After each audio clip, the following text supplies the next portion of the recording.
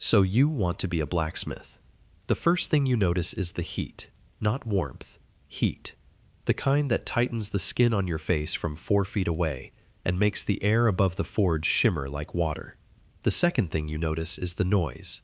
Iron on iron, the rasp of the bellows, the hiss of quenching, and underneath all of it, a low roar from the coals that never really stops as long as the forge is lit. Your arms are tired, and it is not yet midday. Your fingers are mapped with old burns in various stages of healing. This is your life.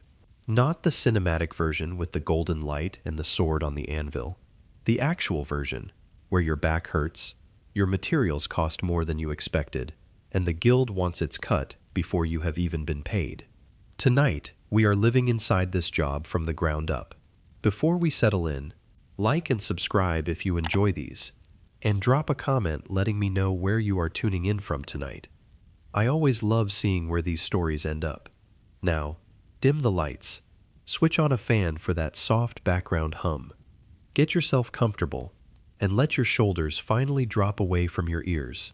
Tonight is a long one, so just settle in, let the screen do its thing, and we will take it from here. What does a forge actually feel like when you are standing next to it for 10 hours? How young were you when you started, and what did your master expect from you? Could you choose what to make, or did the guild decide that for you? What was the real cost of the iron and charcoal that kept your business alive? Did your neighbors respect you, or complain about the noise and the smoke? How badly did this work damage your body over a lifetime? Was there any chance of getting ahead, or were you locked into the same tier forever? And what happened when your hands finally gave out? Congratulations. You have just woken up in roughly 1315. In a workshop built against the side of a street, you would rather not walk down barefoot. The coals are still warm from yesterday. Your apprentice is late again. And somewhere in the back of your mind is the quiet arithmetic of whether today's work will cover what you owe for last month's charcoal.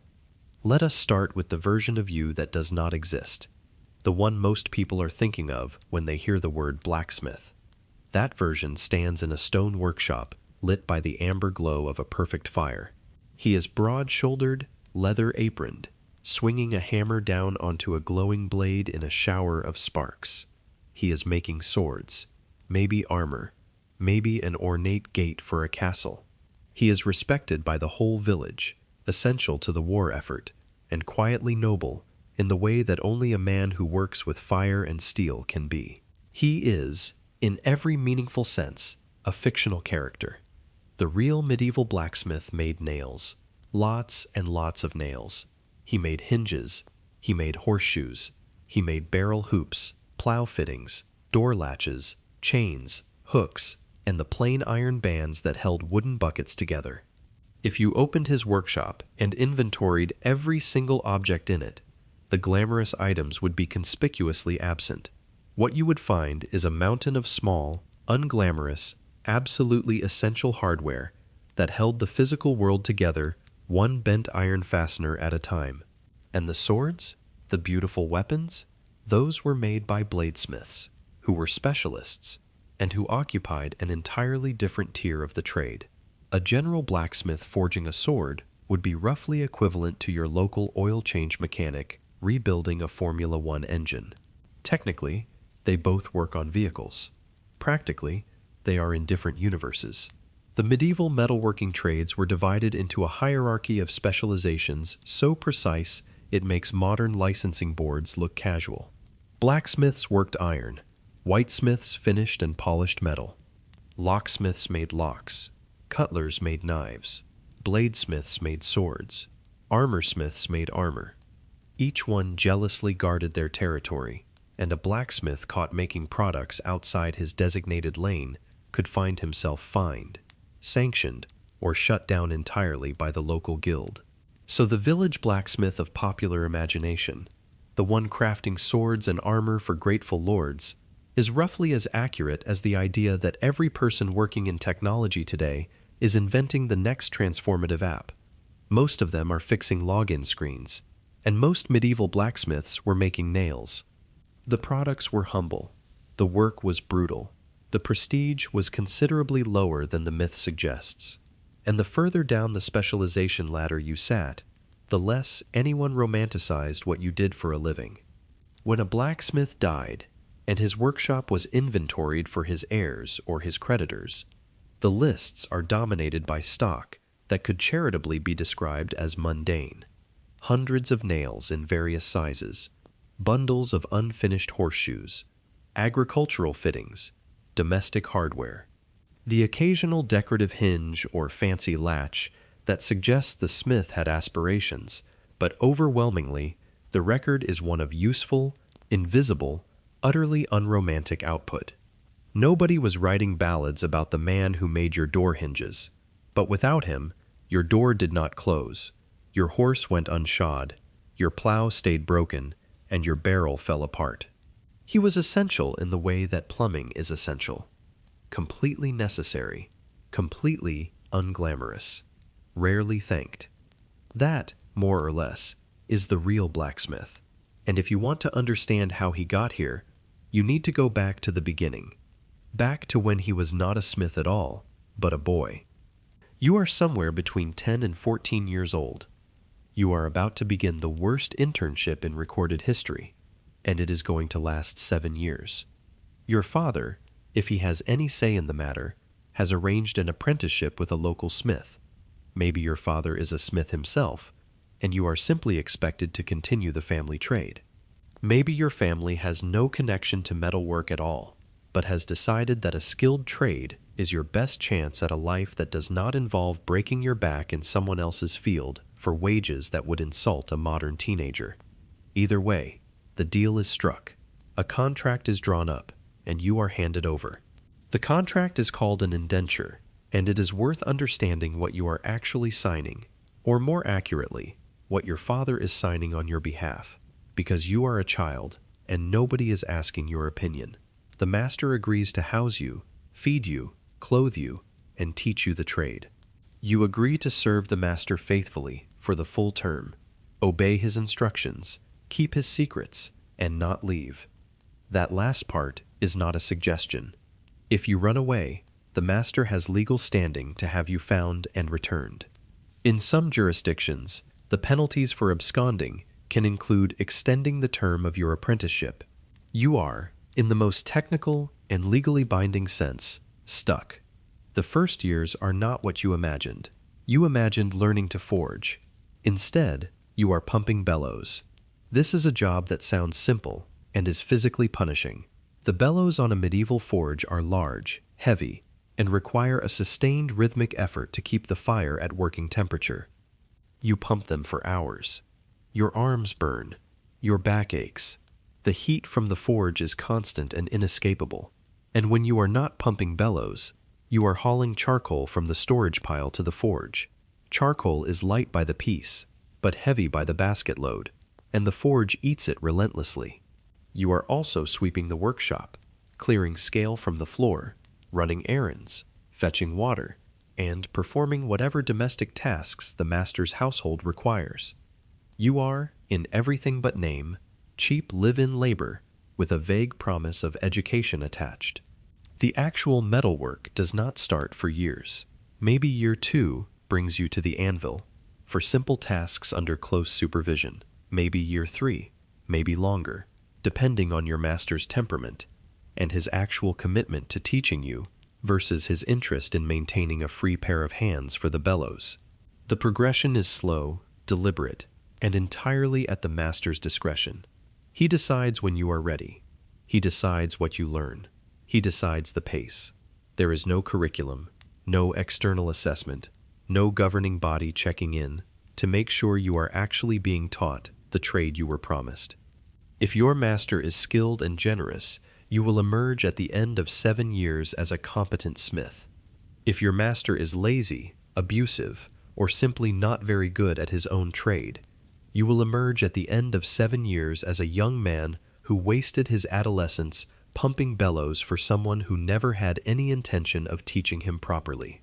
Think of it as an unpaid internship that lasts the better part of a decade, where your boss can legally have you dragged back if you quit, where the actual meaningful work does not begin until halfway through, and where the quality of your education depends entirely on the character of one person who has total authority over your daily life. If that sounds familiar in a way that makes you slightly uncomfortable, it should. The structure has changed. The dynamic has not aged as much as anyone would like to admit. Some masters were excellent, patient, skilled, genuinely invested in producing a craftsman who would reflect well on their teaching. Some masters were adequate. The training happened, more or less, between the menial tasks and the household chores, and some masters were, by any honest assessment, exploiting a system that gave them years of unpaid labor from children whose families had no realistic way to check on the quality of the arrangement. Guild records occasionally surface complaints. An apprentice claiming he was never taught. A father petitioning for release of an indenture because the master's workshop had clearly failed to deliver on the educational promise. These cases are rare in the records, which tells you either that most apprenticeships worked reasonably well, or that most families had no practical means of complaining. Probably both, in varying proportions that are impossible to determine at this distance. By the time you are somewhere around 17 or 18, if things have gone tolerably, you can actually work iron. You can light and manage a forge. You can heat a bar to the right color and judge when it is ready. You can hammer a shape with reasonable accuracy. You can make a nail, a hinge, a simple hook. You are not a master. You are not even close. But you are functional, and the trade is finally, after all those years, inside your hands. And now you need somewhere to do it. You need a forge. Your workshop is not the atmospheric stone grotto of the paintings. It is, in most cases, a timber-framed structure, open on one or two sides to provide the ventilation that keeps you from suffocating in your own smoke. It is small. A typical smithy might be 15 feet by 20 feet if you are fortunate, and cramped even at that size once the forge, the anvil, the tool racks, the quenching trough, and the stockpile are all accounted for. The floor is packed earth, because wood floors and open forges are a combination that ends in exactly the way you would expect. The roof is often tile or stone rather than thatch, for the same reason. Everything about the construction of this space is determined by the fact that you work with open fire and temperatures high enough to make iron glow orange, in a world built almost entirely of wood. The forge itself is the center of everything. It is a raised hearth, usually stone or brick, with a cavity for the fire and a channel for the bellows to feed air into the coals. The design is simple because it does not need to be complex. What it needs to be is hot. A working forge for general blacksmithing needs to sustain temperatures around 1100 to 1300 degrees, hot enough to make iron malleable, hot enough to weld two pieces together if you know what you are doing. The bellows feed air into the base of the fire, increasing the oxygen supply and driving the temperature up. Without the bellows, you have a campfire. With them, you have an industrial heat source in a space the size of a modest bedroom. The anvil sits near the forge, close enough that you can move heated iron from fire to anvil in a few seconds before it cools. And the anvil is, quietly, one of the most important and most expensive objects you will ever own. A good working anvil in this period weighs somewhere between 100 and 250 pounds. It is made of iron, sometimes with a steel face, welded to the top for a harder working surface. It must be a specific shape, with a flat face, a horn for curving work, and a base heavy enough to absorb the impact of constant hammering without shifting. And it is breathtakingly expensive. An anvil of working quality might cost a smith the equivalent of several months of income. In some records, anvils appear as the single most valuable item in a smith's estate at death, worth more than the rest of his tools combined. Divide that cost by what a working smith actually earns in a day, and you start to understand why a cracked or damaged anvil was not an inconvenience. It was a financial catastrophe. This one piece of iron was the foundation of everything you did. Every nail, every horseshoe, every hinge, every chain link was shaped on its surface. Losing it was like a modern carpenter losing his entire workshop in a single crack. The anvil was not just a tool, it was the business. Around the anvil and the forge, the rest of your tool inventory fills the space. Hammers of various weights and shapes, tongs in multiple configurations for gripping different stock sizes and shapes, swages, hardies, fullers, punches, drifts, chisels, files. Each one is a specific tool for a specific task, and the full set represents another significant capital investment. Replacing a worn or broken tool means either making a new one yourself, which takes time away from paid work, or buying one from another smith, which costs money you would rather keep. The toolkit is not a one-time purchase. It is an ongoing expense that never fully stops. The light in your workshop comes from two sources. The forge itself throws a warm, shifting orange glow that illuminates whatever you are working on, but leaves the rest of the space in relative shadow. And whatever daylight enters through the open sides. On a bright day, this is adequate. On a dark winter afternoon, you are working largely by the light of your own fire, judging heat by color, judging shape by the shadows your hammer throws on the iron. There are no windows in the modern sense, no glass, no lamps, because an oil lamp near a forge is redundant at best and a fire hazard at worst.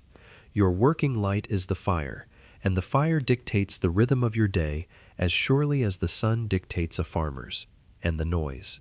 The noise is something that visitors remark on, and that you have long since stopped fully hearing.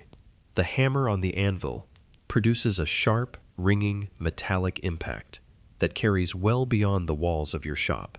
The bellows produce a rhythmic, rushing whoosh. The fire crackles and roars. Quenching a hot piece of iron in water produces a violent hiss and a burst of steam.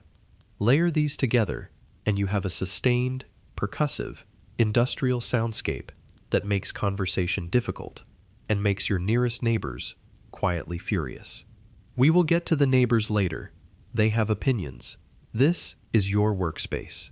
Hot, loud, cramped, lit by fire, floored in dirt, equipped with tools that represent most of your net worth, and open to the weather on at least one side, because the alternative is slowly poisoning yourself with your own smoke.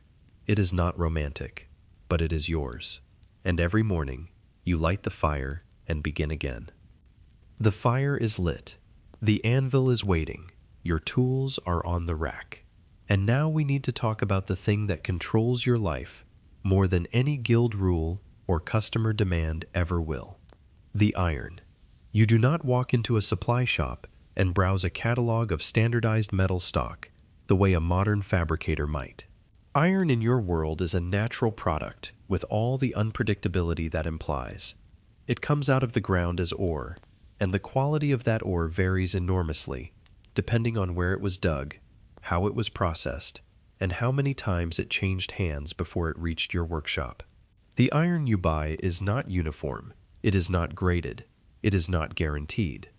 You buy it, you heat it, you work it, and you find out whether it was any good only after you have already invested your time, your fuel, and your effort into shaping it. If the iron is clean and well smelted, the work goes smoothly. If it is full of slag inclusions and impurities, it cracks under the hammer, refuses to weld, and ruins the piece you were making along with every resource you spent on it. This is the raw material gamble, and it sits underneath every single day of your working life. The iron itself begins as ore pulled from the earth. In England, much of it is bog iron, which is found in wetlands and marshes where iron-rich groundwater deposits nodules of ore in the soil. Bog iron has the advantage of being relatively accessible. You do not need a deep mine. You need a shovel and a willingness to spend your days knee-deep in freezing mud. The disadvantage is that bog iron is often low quality, riddled with impurities that make the resulting metal inconsistent. The better alternative is mined ore from established iron-producing regions, but that ore has to travel, and travel means cost. Once the ore is extracted, it goes to a bloomery for smelting. A bloomery is a small furnace, typically a clay or stone shaft a few feet tall, where ore is layered with charcoal and heated until the iron separates from the rock. The product is not liquid iron. Medieval bloomeries do not reach the temperatures needed for true casting. What comes out is a spongy, slag-filled lump called a bloom, which then has to be hammered repeatedly to squeeze out the trapped impurities and consolidate the metal into a usable bar. This process is labor-intensive, fuel-hungry, and produces a surprisingly small amount of finished iron from a large amount of raw ore. Estimates vary, but producing a single usable bar of iron might consume several times its weight in ore and a staggering quantity of charcoal. And here is where the cost chain begins to compound. The landowner who controls the ore rights takes a cut. The smelter who operates the bloomery takes a cut. The charcoal burner who supplies the fuel to the bloomery takes a cut. The merchant who buys the finished bars and transports them to market takes a cut. The carter who hauls the iron from the market town to your local supplier takes a cut. And the supplier who finally sells you the iron takes a cut. By the time that bar of iron is sitting in your workshop, it has passed through 5 or 6 pairs of hands, each one adding a margin, and not a single one of those people cares whether you can sell enough horseshoes this week to cover what you just paid. The supply chain is a parade of markups, and you are standing at the end of it holding the bill. You have no leverage in this transaction. The iron merchant has other buyers. You do not have other iron merchants. If the price goes up, you absorb it. If the quality goes down, you absorb that too. You cannot switch to a competing material because there is no competing material. Iron is what you work. Iron is what you buy. And the people who sell it to you know this, with the same quiet certainty that your landlord knows you need a roof. If you are a small restaurant owner today, you already understand this dynamic perfectly. You have no control over what your ingredients cost. You cannot easily switch suppliers. Your customers will not pay more for the same plate just because your wholesale prices went up. And every price increase from the supply chain comes directly out of your margin, which was never generous to begin with. The medieval blacksmith is in exactly this position, except his raw material is heavier, harder to transport, and controlled by a chain of intermediaries who have been doing this for generations and are very, very good at protecting their cut. But iron is only half the equation. The other half is the thing that makes the iron useful, and that half is arguably worse. Charcoal. Your forge runs on it. Your livelihood depends on it, and it disappears into the fire at a rate that would alarm you if you had not long since made your peace with it. A working forge in steady operation can burn through a bushel of charcoal in a few hours, and a full working day can consume quantities that are genuinely startling when you calculate the cost. Charcoal is not optional. You cannot forge iron without it. Sea coal exists as a cheaper alternative, and some smiths in coal-producing regions do use it, but mineral coal burns differently than charcoal. It produces sulfur fumes that are toxic in an enclosed space, and, more critically for your work, the sulfur can contaminate the iron, making it brittle and prone to cracking. For quality work, charcoal is not a preference, it is a requirement. The charcoal itself comes from colliers, the charcoal burners who work in the woodlands, converting timber into fuel. Their trade is its own kind of misery. They build carefully stacked mounds of wood, cover them with earth and turf, light a fire at the center, and then monitor the slow, oxygen-starved burn for days, adjusting air vents to ensure the wood carbonizes rather than incinerates.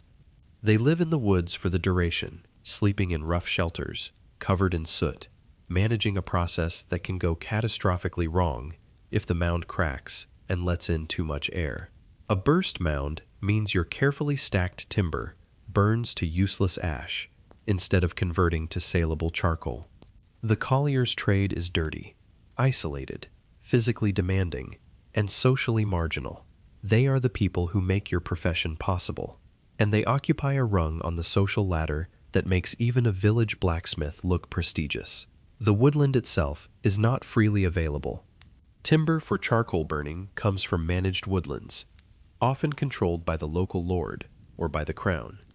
Cutting rights are regulated, supply is finite, and as demand for charcoal increases from smiths, smelters, brewers, bakers, and anyone else who needs sustained high heat, the price reflects the competition. Charcoal prices fluctuate with the season, with the availability of timber, with the number of colliers working the local woodlands, and with the overall demand from every trade that uses fire as a primary tool. You are competing for fuel with half the working economy, and none of you have the power to set the price. Here is the arithmetic that governs your life. On a typical working day, the charcoal you burn might cost you somewhere between a quarter and a third of your gross income for that day. Some estimates push even higher, depending on the period, the region, and the intensity of the work. That means before you have earned a single penny from a finished product, before a customer has paid you for a nail or a horseshoe or a hinge, you have already spent a significant fraction of today's potential earnings just keeping the fire lit. Add the cost of the iron stock you are working, and on some days, the raw material and fuel costs together can eat half your gross revenue or more. What remains is your margin, and from that margin, you still need to pay rent, guild dues, tool replacement costs, and the minor detail of feeding yourself and your family. The fire that makes your living is also the thing most efficiently consuming your profits. It is a relationship that does not improve with scale, because a bigger fire, making more products, simply burns more charcoal at proportionally the same rate. You cannot economize your way out of this. You cannot innovate around it. You can only wake up every morning, light the forge, watch the charcoal begin to glow, and start working fast enough to earn back what the fire is already costing you. And working fast is exactly what you do. Your day starts at dawn or near it. The forge needs time to reach working temperature, and every hour of daylight is an hour of potential production, so you do not linger over breakfast.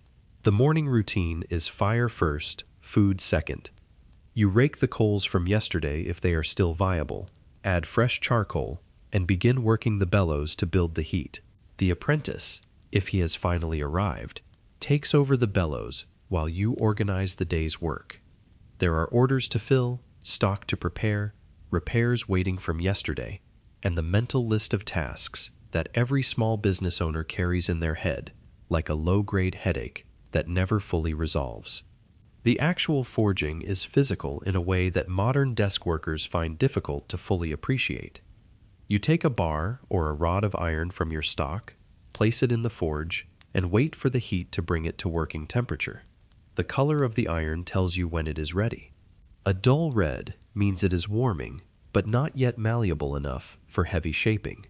A bright orange means it is workable. A yellow-white heat means it is ready for forge welding, where two pieces of iron are hammered together to fuse into one.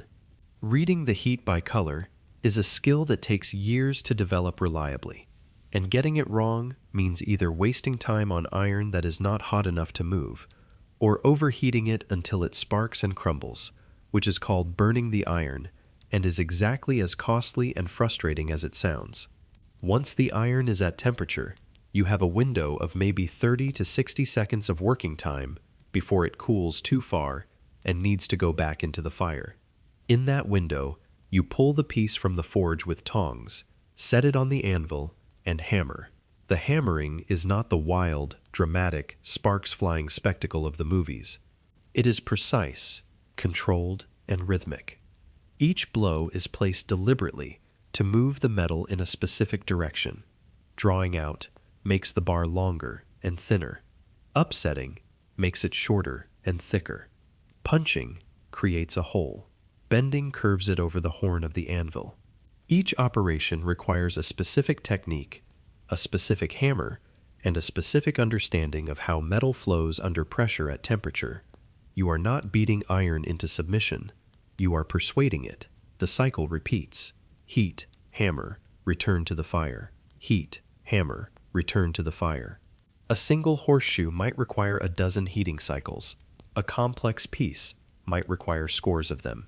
Each cycle costs fuel, each cycle costs time, and each cycle demands the same focus and the same physical effort, because a mistake on the 14th heating is just as costly as a mistake on the first. The repetition is meditative in its way, and some smiths genuinely find rhythm and satisfaction in the cycle. But it is also relentless. The forge does not pause because your arms are tired. The iron does not stay hot because you need a rest. The work has its own clock, and that clock does not care about yours. By midday, you have been on your feet for 6 or 7 hours. Your forearms ache from the constant gripping and swinging. Your face feels tight and dry from hours of radiant heat. Your ears are ringing slightly from the accumulated impact of hammer on anvil, a high, persistent tone that sits just beneath your awareness and does not fully fade even when you stop. Your fingers, mapped with old burns and calluses, have a stiffness that loosens only when you start the next piece. You eat something: bread, cheese, ale if you have it, whatever the household provides. The break is short because the fire is still burning, and burning charcoal that is not being used to shape iron is charcoal that is simply turning into ash and cost. The afternoon is more of the same. Heat, hammer, quench, repeat. The light shifts as the sun moves. The temperature in the workshop, which was merely oppressive in the morning, becomes a thick, full-body warmth that saturates your clothing and sits on your skin like a second layer. You drink water. Quite a lot of water. The caloric demands of this work are enormous, somewhere in the range of 3,500 to 4,500 calories a day by modern estimates, which puts a medieval smith's energy requirements on par with a professional athlete's training schedule. The difference is that the athlete has nutritionists, recovery protocols, and rest days. You have bread, pottage, and the knowledge that tomorrow will be exactly the same. Dusk ends the working day because the forge light, while adequate for heating and hammering, is not reliable enough for fine finishing work in full darkness. You bank the fire to preserve the coals for tomorrow, clean the workspace to the extent that a dirt-floored room full of iron scale and charcoal dust can be cleaned, and go inside. Your shoulders carry a specific ache that sits deep in the joint, the product of thousands of overhead and lateral hammer strikes that have slowly, imperceptibly, been remodeling the cartilage in ways that will not announce themselves fully for another 15 or 20 years. This was a Tuesday. Tomorrow will be the same. The day after that will also be the same. The variation is not in the work. The variation is in what you are making and for whom. But the fire, the heat, the hammer, the iron, the cost, and the ache are constants. They are the texture of your life, and they do not take days off. Now that you have spent a day at the anvil, let us talk about what you actually produced and what anyone was willing to pay you for it. The romantic version of your trade has you crafting beautiful objects for appreciative customers. The real version has you grinding out horseshoes and nails by the dozen for people who think you charge too much. The bulk of your income comes from the most repetitive, least glamorous products in your inventory, and the economics of each one tell a story that would make a modern small business owner wince in recognition. Take nails. You make a lot of nails. Medieval construction runs on iron nails, and every building project, every repair job, every new door and shutter and roof beam needs them. A skilled smith can produce several hundred nails in a working day if that is all he does, and there are periods where that is in fact all he does. The process is straightforward but tedious. You take a thin iron rod, heat the tip, hammer it to a point, cut it to length, then upset the head with a few quick blows in a heading tool. Each nail takes a minute or two. Multiply that by a few hundred, and you have a full day of repetitive, precise, mind-numbingly monotonous work that produces a pile of small iron objects, each worth a fraction of a penny. The price per nail is tiny. The margin per nail is tinier. The only way nails make economic sense is volume, and volume means days of doing nothing but pointing and heading iron rods until the motion is so deeply embedded in your muscle memory that your hands continue the pattern while your mind goes somewhere else entirely. It is the medieval equivalent of assembly line work, except the assembly line is you, the factory is your body, and the conveyor belt is a fire that is actively eating your fuel budget with every passing minute. Horseshoes are better money, but more demanding work. A horseshoe requires a heavier piece of stock, more heating cycles, more precise shaping, and the additional step of punching nail holes through the finished shoe. Each shoe takes considerably longer than a nail, and a full set of 4 represents a meaningful block of your working day. The price is better per piece, but the material cost is higher, and the customer expects the shoe to be fitted to a specific horse, which means the farrier work of trimming the hoof and nailing the shoe in place is often part of the service. Some smiths do their own farrier work. Some work alongside a dedicated farrier. Either way, the horseshoe is one of your more reliable income streams in any community that keeps horses, which, in a medieval agricultural economy, is most communities. Plow fittings are seasonal but essential. The plowshare, the heavy iron blade that cuts the soil, wears down over a season of use and needs to be resharpened or replaced. Coulters, the vertical blades that slice ahead of the share, take similar punishment. In the weeks before plowing season, your workshop fills with agricultural hardware that needs repair, resharpening, or replacement. It is a predictable rush of business, and it is welcome, but the pricing is constrained by the fact that your customers are farmers whose own margins are even thinner than yours. Charging what the work is genuinely worth risks losing the customer to a smith in the next village who charges less. Charging less than the work is worth keeps the customer but eats your margin. This negotiation, repeated across hundreds of transactions a year, is the quiet background hum of your entire economic existence. Then there are the miscellaneous jobs: hinges, hasps, chains, hooks, trivets, fireplace tools, gate hardware, barrel hoops, wagon fittings. Each one is a small commission with a small price, and collectively, they fill the gaps between the horseshoes and the nails and the plow repairs.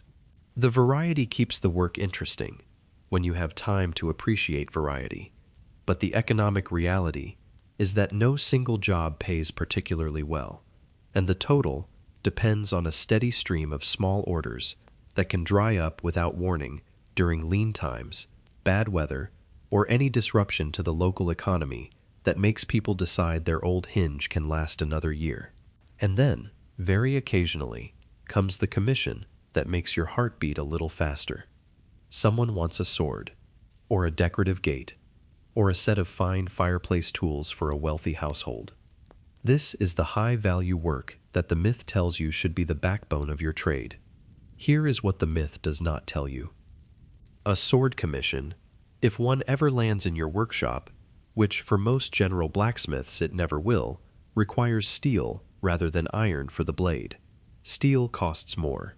The work is more demanding, requiring precise heat control, careful carbon management, and finishing skills that go well beyond basic forging. The time investment is enormous.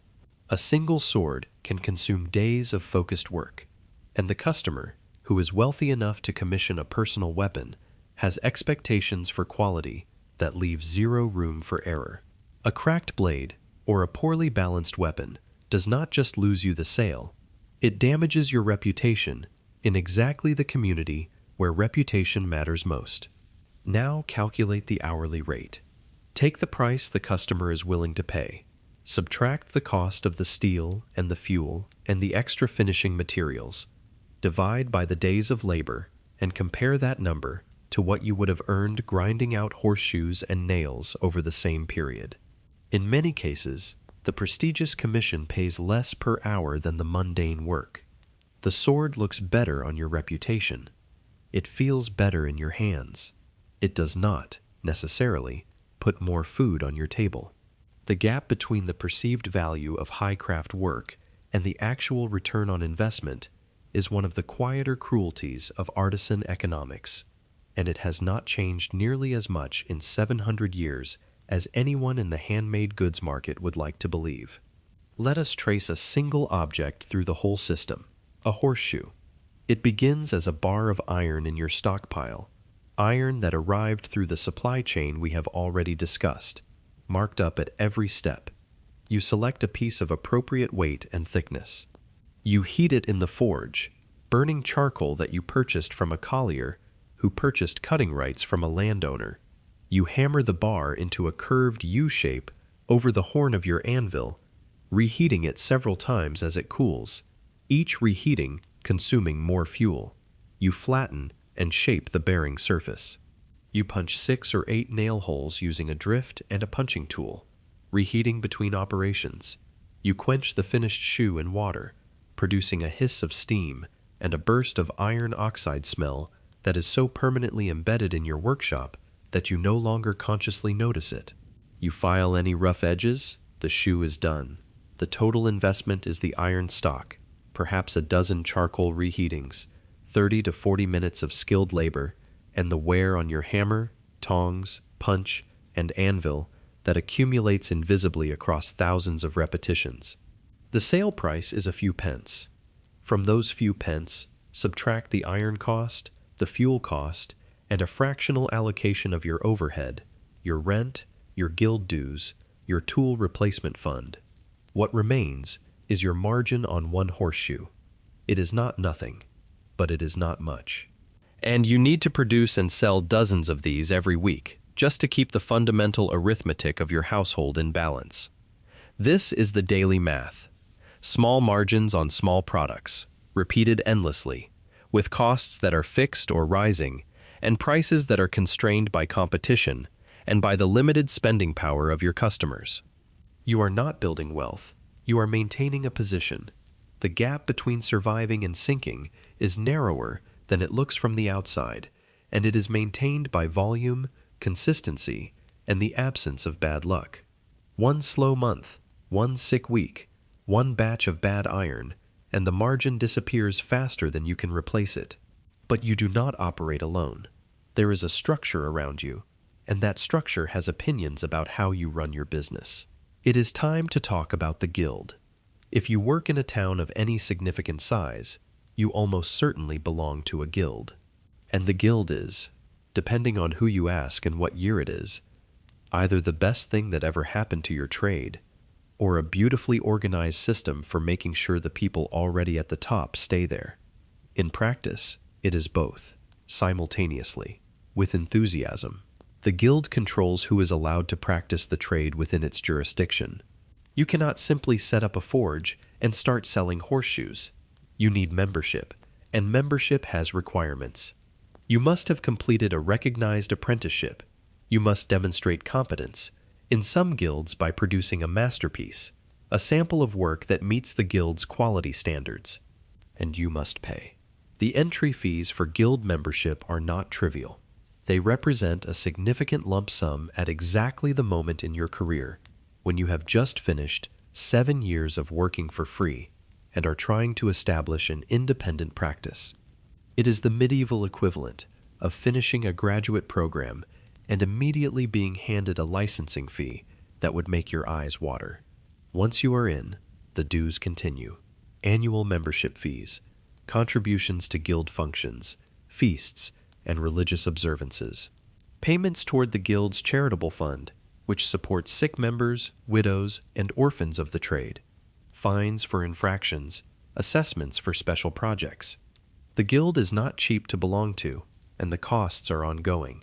In return, the guild offers genuine benefits, price floors that prevent ruinous competition, quality standards that protect the reputation of the trade as a whole, a monopoly on metalwork within the town that keeps unlicensed competitors out, collective bargaining power when dealing with municipal authorities, mutual aid when a member falls ill or dies, a structured path from apprentice to journeyman to master that provides, at least in theory, a clear progression and a set of standards everyone must meet.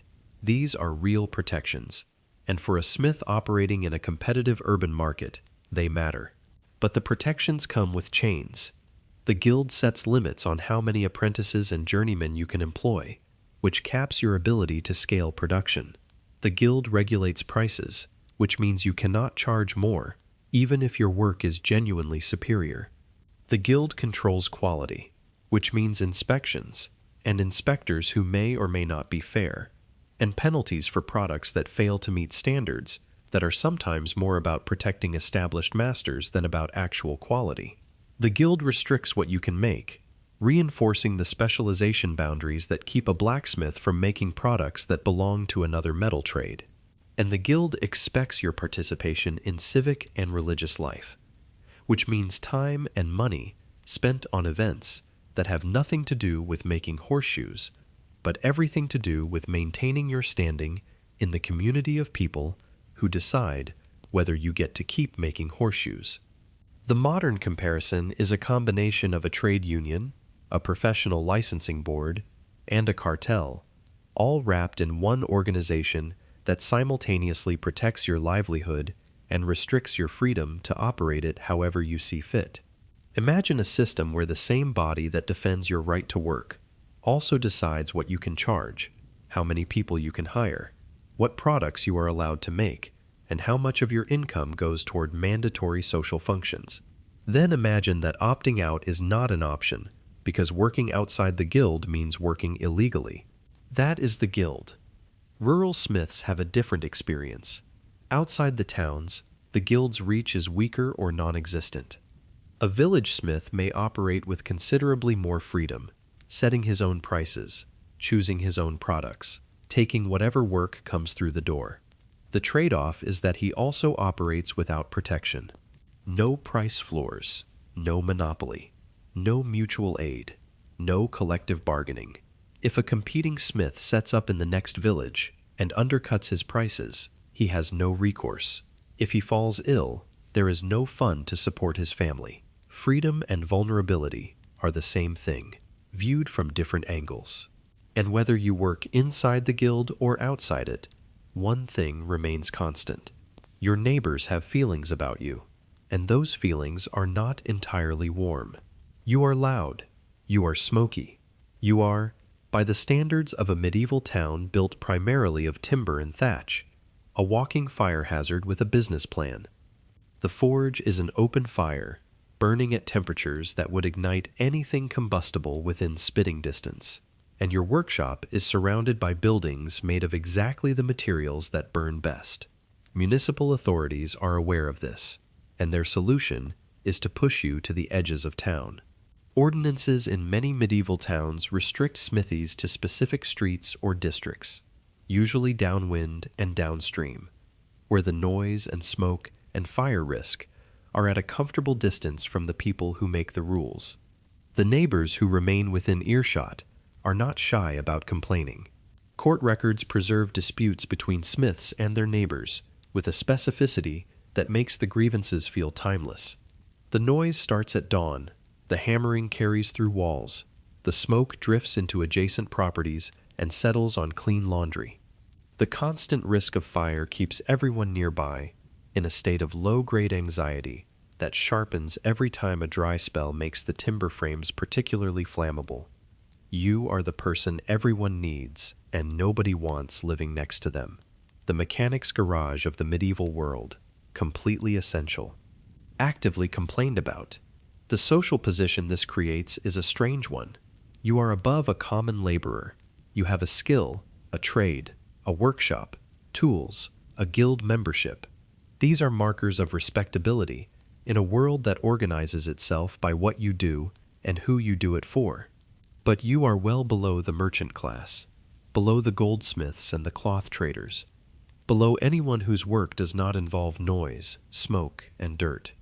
You exist in a middle tier that is comfortable enough to avoid poverty, but too humble to command real civic influence. At guild meetings, the smiths sit below the wealthier trades. In civic processions, they march in the order of precedence, and their position reflects exactly how the town values their contribution.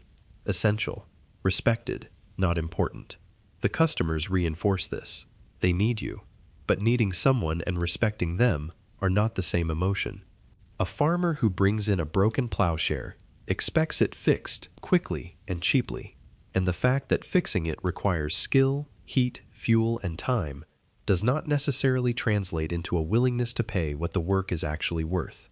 Debt is a chronic issue. Customers who take delivery and promise to pay later. Customers who dispute the price after the work is done. Customers who simply never come back for the item they ordered and never pay the balance. Your options for debt recovery are limited, slow, and expensive relative to the amounts involved.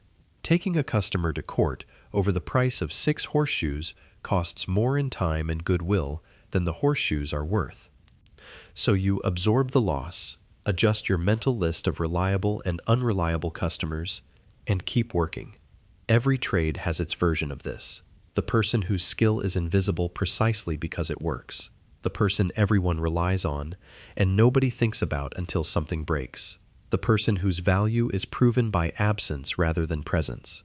The medieval blacksmith lives inside this paradox every day, hammering out the nails and hinges and horseshoes that hold the world together, while the world looks through him toward the merchants and the goldsmiths, and the people whose work happens to be quieter, cleaner, and further from a fire. But the neighbors and the customers and the guild are all external pressures. They push against you from the outside. The thing that eventually breaks you comes from inside your own body. You have been doing this for 15 years now, maybe 20. The work has not changed. The fire is the same temperature it was on your first day as a master. The hammer is the same weight. The iron is the same stubborn material that requires the same force to move. What has changed is you.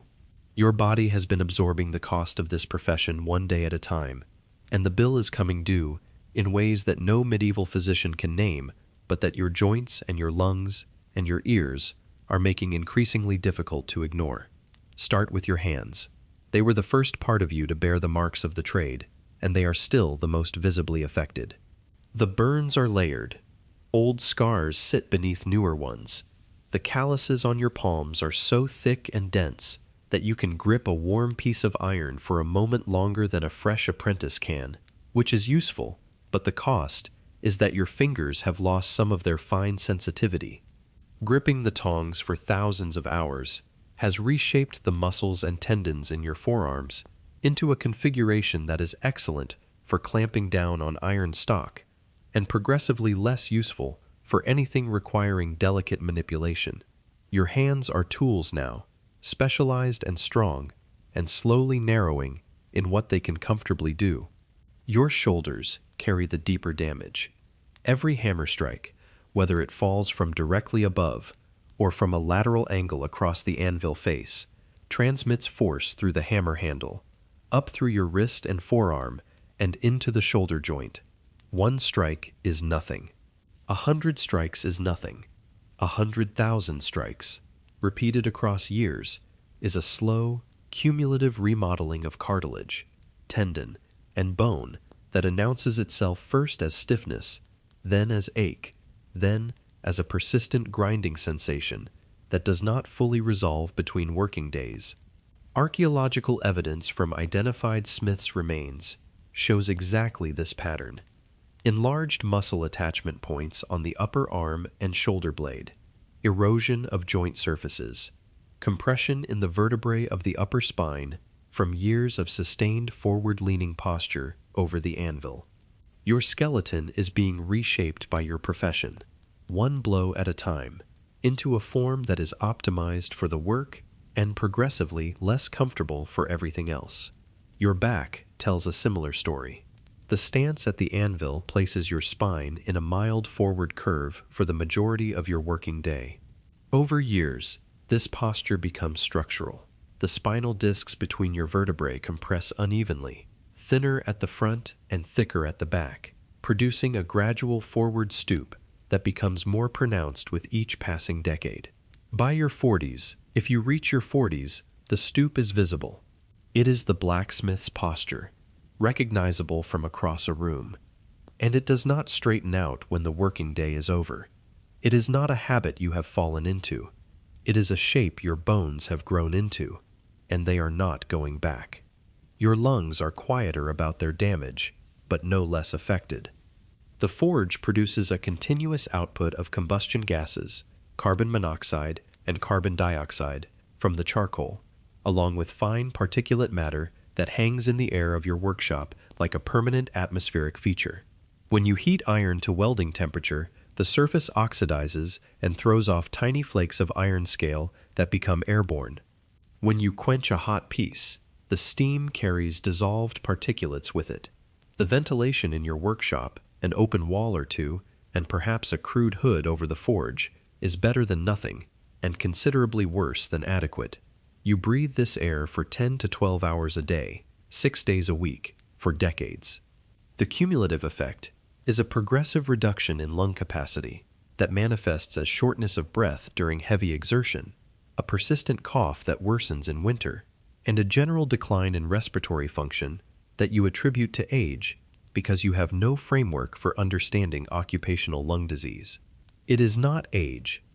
It is charcoal smoke and iron dust settling into your airways year after year, like sediment at the bottom of a slow river. Your hearing fades so gradually that you barely notice it happening. The impact of a hammer on an anvil produces a sharp, high-frequency ringing that peaks well above the threshold for noise-induced hearing damage by modern standards. A single strike is harmless. A full working day of strikes, repeated across years, produces a progressive high-frequency hearing loss that begins with a slight dulling of sharp sounds and ends, decades later, with a persistent ringing tone that never fully quiets and a difficulty following conversation in noisy environments. You do not go deaf, you lose the edges. Voices become muddled in crowds. The high, clear notes disappear from birdsong. The world becomes slightly softer and slightly less distinct, and because it happens slowly, and because everyone you work with is experiencing the same thing, nobody identifies it as damage. It is simply what happens to smiths, a professional inevitability that nobody names and nobody prevents, because the concept of hearing protection is roughly 600 years away from being invented. Your eyes take their share as well. The forge glare, a sustained exposure to bright orange and white light from heated metal, produces a gradual degradation that manifests as sensitivity to bright light and a reduction in your ability to see fine detail. Iron scale, the small flakes of oxidized metal that fly from the workpiece during hammering, is a constant hazard to unprotected eyes.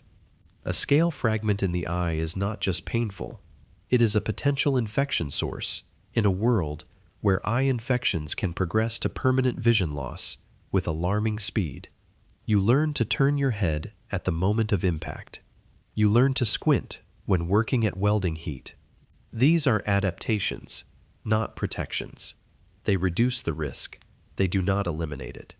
Imagine doing construction work with no ear protection, no respirator, no safety glasses, no steel-toed boots, no workers' compensation, and no retirement plan. Now imagine doing it for 30 years. That is the occupational health profile of a medieval blacksmith. And the remarkable thing is not that it damaged them. The remarkable thing is that so many of them kept doing it, day after day, year after year, until their bodies finally made the decision their circumstances never allowed them to make for themselves. And when the body begins to fail, the records are not dramatic about it. There is no single moment of collapse, no catastrophic injury in most cases, just a slow fade. The smith, who used to produce 200 nails in a day, now produces 150. The jobs that required sustained heavy hammering start going to the journeyman instead. The masterwork commissions stop arriving because the hand is not as steady and the eye is not as sharp, and the customers, without cruelty but without sentiment, take their business to someone whose body is still in its working prime. The name appears less frequently in guild records. The tax assessments decline, reflecting a shrinking income, and eventually, in the worst cases, the name simply stops appearing at all, a gap in the ledger where a working life used to be. This is the quiet ruin, not a dramatic fall, not a single bad decision, just the slow, inevitable arithmetic of a body that was the primary tool of its own trade, being worn down by that trade until it could no longer perform at the level the market required. There was no pension, no disability provision in any modern sense. The guild might offer some support, a small payment from the charitable fund, a reduced expectation of dues. The family absorbed what it could. A son who had learned the trade might take over the workshop, allowing the aging smith to continue contributing at a reduced capacity. A wife might manage the business side while hired labor handled the forge. But these were accommodations, not solutions. The fundamental problem, a profession that consumed the body it depended on, had no structural answer in a world that had not yet invented the concept of retirement. But the smith's household was never just the smith. And the people who shared that household carried burdens and exercised capabilities that the romantic version of the story consistently forgets to mention. Your wife is not a background character in this narrative. She is, in most cases, an active participant in the economic unit that the smithy represents. The medieval artisan household does not separate work and home the way a modern career does. The smithy is attached to or part of the home. The business and the family occupy the same physical and economic space, and the wife occupies a role within that space that is considerably more complex than domestic support. She manages the accounts. In a trade where dozens of small transactions happen weekly, where customers owe varying amounts, where suppliers need paying on different schedules, and where the margin between solvency and debt is maintained by careful tracking of every penny in and every penny out, the person keeping the books is performing a function as essential as the person swinging the hammer. She handles retail sales when customers come to collect finished work or to place orders. She negotiates prices in some cases, particularly with domestic customers ordering household hardware. She manages the household economy, stretching the smith's income across food, fuel, clothing, rent, and the dozens of small expenses that a medieval family absorbs on a weekly basis. In some cases, she works the forge itself, not the heavy hammering, generally, but the lighter tasks, operating the bellows, finishing and filing completed pieces, heating and preparing stock for the smith to work. The degree of her involvement varies by household, by region, by period, and by the simple practical reality of how much labor the business requires versus how much the smith and his apprentices can provide. Guild regulations are ambiguous on the subject.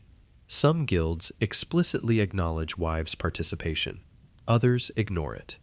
The work happens regardless of whether the rules acknowledge it, because the work needs doing, and the household has no budget for additional hired labor. The children are part of the equation from the moment they are old enough to be useful. Sons are potential future apprentices and eventual inheritors of the business. Daughters contribute to household labor and, in some cases, to the lighter workshop tasks. The family is not a separate sphere from the business. The family is the business, in the same way that a modern family farm is simultaneously a home and an enterprise, with every member contributing according to their capacity and the family's need. And then the smith dies. This is not a distant hypothetical. The physical toll of the trade, combined with the general mortality risks of medieval life, means that a smith's working career can end abruptly at any age. What happens next reveals exactly how much the household depended on more than just the man at the anvil. In many cases, the widow continues the trade. Guild records across medieval Europe contain entries for women operating smithies after a husband's death. The guild's rules on this vary. Some allow the widow to continue operating for a limited period, typically a year, to settle the business or find a new arrangement. Some allow indefinite continuation, provided the widow employs a qualified journeyman to handle the forge work. Some are more generous, recognizing the widow as a de facto member of the trade, with the right to operate as her husband did.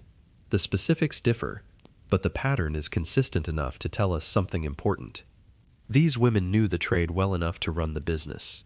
which means they had been functionally involved in it long before the husband's death forced the question into the official record. Remarriage is the other common outcome, and it follows an economic logic as old as the institution itself. A smith's widow with a functioning workshop, an established customer base, tools, stock, and guild standing is not just a potential wife, she is a going concern. A journeyman who marries the master's widow inherits a ready-made business without the startup costs. The widow gains a qualified smith to keep the forge running and the income flowing. The arrangement is practical, mutually beneficial, and so common in the records that it constitutes its own recognizable pattern. The apprentice who marries the master's daughter operates on the same logic. The business succession and the marriage are the same transaction, viewed from different angles. It is the medieval version of the family firm, where your career path and your love life converge on the same spreadsheet. The romance of the arrangement is debatable. The efficiency of it is not. So here you are. You have survived the apprenticeship. You have built or inherited a workshop. You have navigated the guild, endured the neighbors, absorbed the cost of iron and charcoal, and hammered out enough horseshoes and nails and hinges to keep your household fed for another year. The question that sits quietly underneath all of this, the one you think about in the minutes between banking the fire and falling asleep, is whether any of this is actually going anywhere, whether the work adds up to something more than maintenance, whether you can ever get ahead. The honest answer, for most smiths, is no. Not dramatically ahead, not wealthy, not comfortable in the way that the merchant class is comfortable, with money that earns money and a household that runs on hired labor rather than on the sweat of the family. The economic ceiling for a working blacksmith is real, and it is lower than the myth suggests, and it is held in place by structural forces that have nothing to do with your skill or your effort. Start with income. A working smith in 14th century England might earn somewhere in the range of 3 to 6 pence per day, depending on the region, the demand, and the type of work. This places him above an unskilled laborer who might earn 1 to 2 pence, and roughly on par with other skilled tradesmen like carpenters and masons. It is a living wage. It covers subsistence. It does not, by itself, generate surplus at a rate that allows meaningful accumulation of wealth. Now, subtract your costs. Iron stock, which fluctuates but never gets cheap. Charcoal, which is relentless. Rent for your workshop if you do not own it, and most smiths do not own their premises. Guild dues, annual and ongoing. Tool replacement and repair, a constant background expense. The occasional large capital outlay when something critical breaks or wears out. An anvil face that cracks. A bellows that finally gives up. A forge hearth that needs rebuilding. Food for the household. Clothing. The small but persistent expenses of medieval life that accumulate the way modern subscription services do, individually trivial, collectively significant. What remains after all of this is your actual margin, your take-home, and for most working smiths, it is enough to live on and not much more. Tax records from medieval English towns show smith households clustered in the middle of the wealth distribution, not among the poorest, which confirms the trade provides a viable living, not among the wealthiest, which confirms the trade does not provide a path to prosperity. The blacksmith is the definition of the medieval middle, earning enough to avoid poverty, and not enough to escape the tier he occupies. The layers of extraction between your labor and your actual income are worth examining because they reveal the structural trap. You wake up. You light the forge. The charcoal begins to burn. From this moment, you are spending money. The first hour of your working day does not earn you anything. It pays for the fuel that is already turning to ash in the fire. The second hour covers the cost of the iron you are shaping. The third hour covers your rent and your guild dues, prorated across the working week. Somewhere around midday, if the work is steady and the customers are paying, you begin earning money that is actually yours. The afternoon is your margin. Everything before it belongs to someone else. The charcoal burner gets paid. The iron merchant gets paid. The landlord gets paid. The guild gets paid. The tax collector gets paid. The tool supplier gets paid. Eventually, when something breaks, and you, the person whose skill and labor and burned hands actually transform raw metal into useful objects, you get what is left. This is the parasite chain, and it is not driven by malice. Each person in the chain is providing a genuine service or resource. The charcoal burner works hard. The iron merchant takes real risks. The guild provides real protections. But the cumulative effect is a system where the person the listener instinctively roots for, the craftsman at the center of the story, captures the smallest share of the value his work creates. Could you expand? In theory, hire additional journeymen, take on more apprentices, increase production. In practice, the guild limits how many workers you can employ. Even where the limits are flexible, expansion requires capital that you do not have, because your margins have never been wide enough to accumulate it. You would need a larger workshop, more tools, more anvils, more stock, more fuel. Each of these costs money up front and increases your fixed costs permanently, and your revenue scales linearly with the number of arms swinging hammers, while your overhead scales in lumps. The economics of expansion in a manually powered trade are not friendly to the small operator. You are not building a machine that works while you sleep. You are adding more humans, each of whom needs to be paid, supervised, fed, and housed, and each of whom can only produce as much as their body allows in a given day.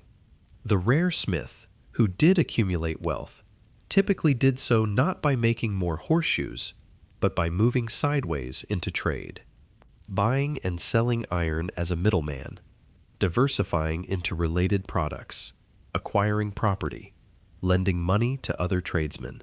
In other words, the path to wealth for a blacksmith was to gradually stop being a blacksmith and start being a merchant who happened to own a forge. The trade itself, the physical act of shaping iron with a hammer, was a ceiling, not a ladder. It could sustain you, it could not elevate you. Some smiths made it work. The records show a small number of prosperous smith households with property, savings, and civic standing that placed them comfortably above the average for their trade. These are the success stories, and they are real, and they are rare enough to prove the rule rather than break it. For every smith who built a modest fortune, dozens lived and died within the same narrow economic band, earning enough to keep the forge lit and the family fed, and not a great deal more. The myth of the self-made craftsman, the idea that skill and hard work and mastery of a trade inevitably lead to prosperity, breaks against the reality of an economic structure that rewarded merchants and landowners and left manual producers operating on margins that hard work alone could never widen. And for the smith who did not make it work, the descent was quiet and slow and mercilessly well documented. Failure in this trade does not arrive with a crash. It seeps in.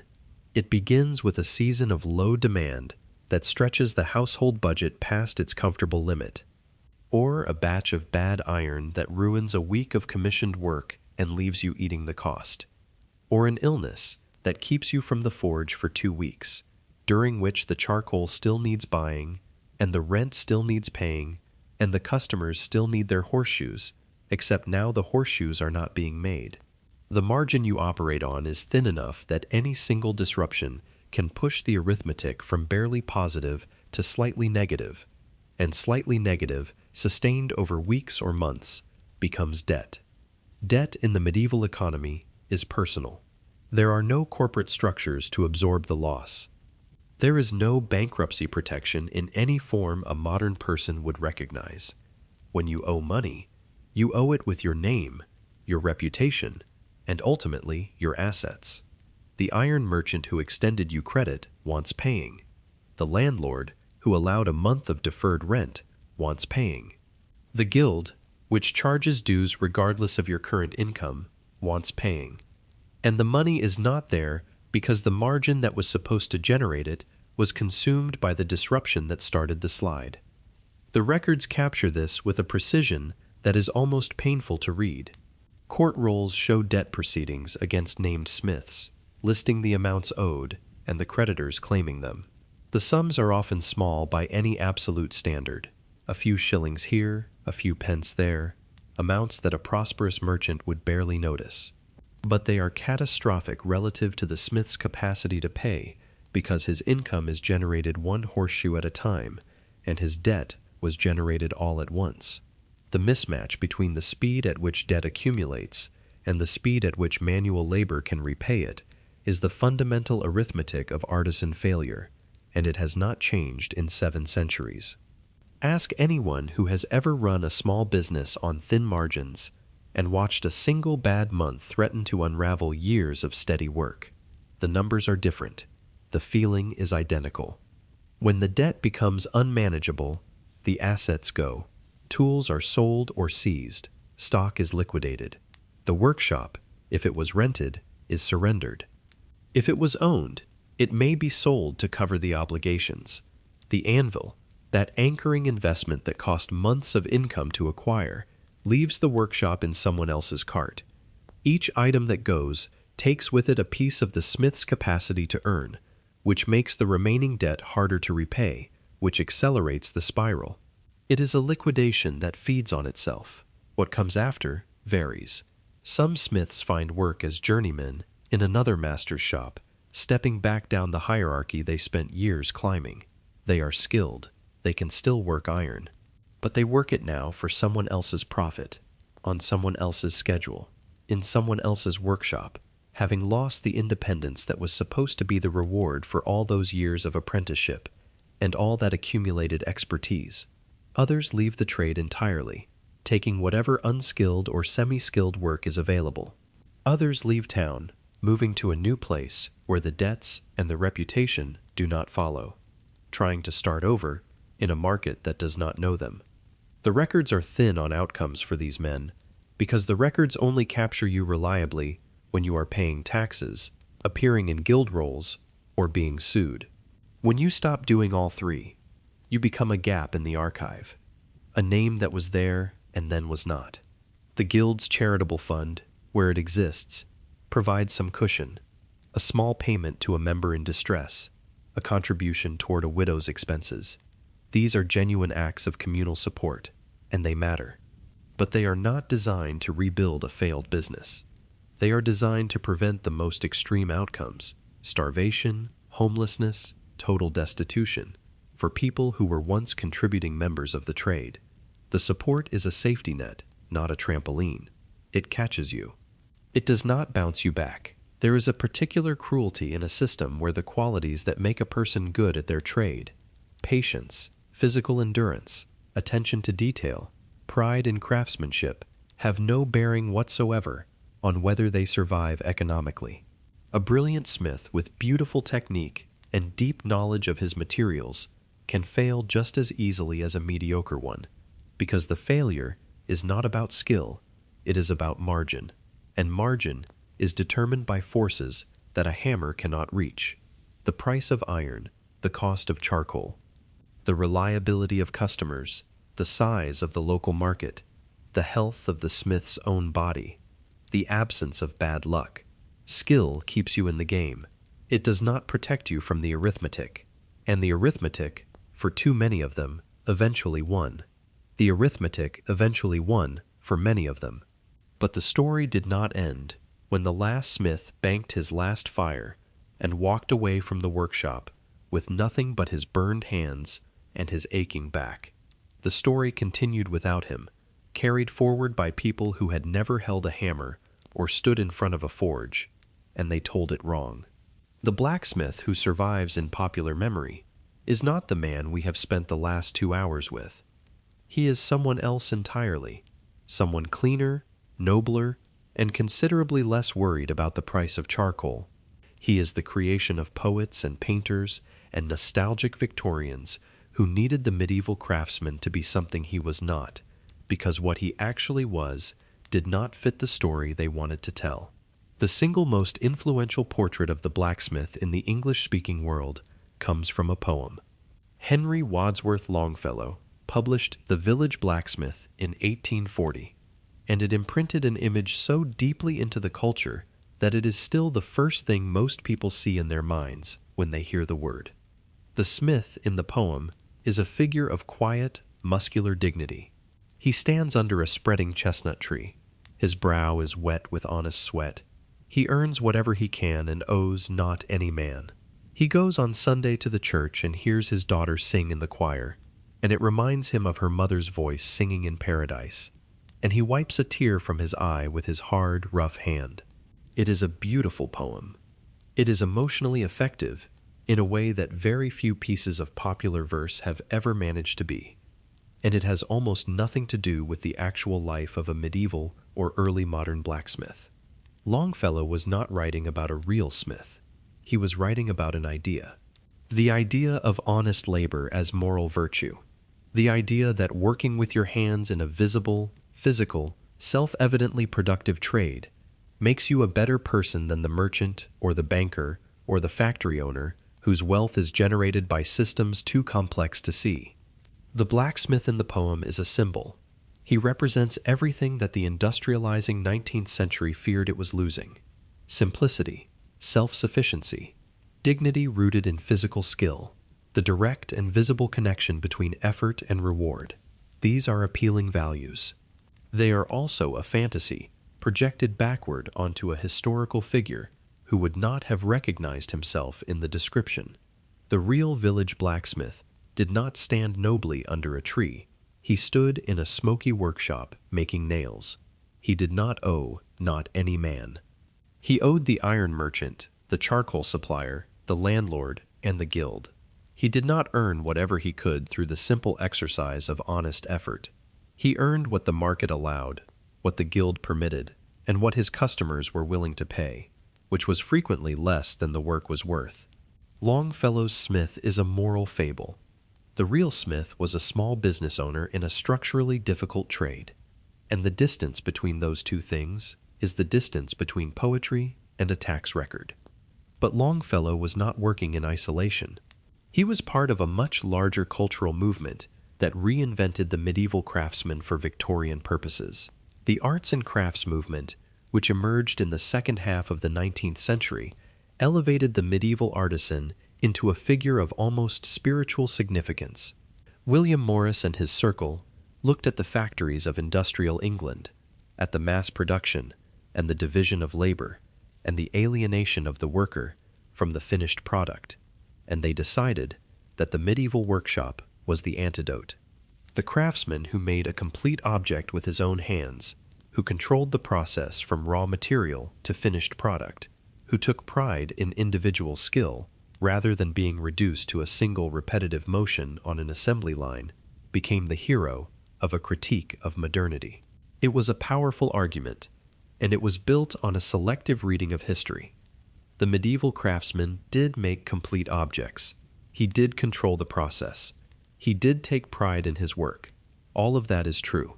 What the arts and crafts narrative left out was everything else: the guild restrictions, the material costs, the thin margins, the physical destruction, the structural ceiling, the quiet ruin. The parts of the story that did not support the argument were simply not included, and what remained was a portrait of medieval craft that was just accurate enough to be convincing and just incomplete enough to be a lie. The mythological tradition runs even deeper. Long before Longfellow, long before Morris, the smith occupied a special place in the folklore of almost every culture that worked metal. Wayland the Smith in Norse and Anglo-Saxon legend, Hephaestus in Greek myth, Vulcan in Roman, Goibniu in Irish tradition. The smith god, the maker of divine weapons, the figure who could reshape the fundamental materials of the earth through mastery of fire. These myths reflect a genuine awe at the transformation of rock into metal and metal into tools, an almost magical process to anyone who did not understand the chemistry behind it.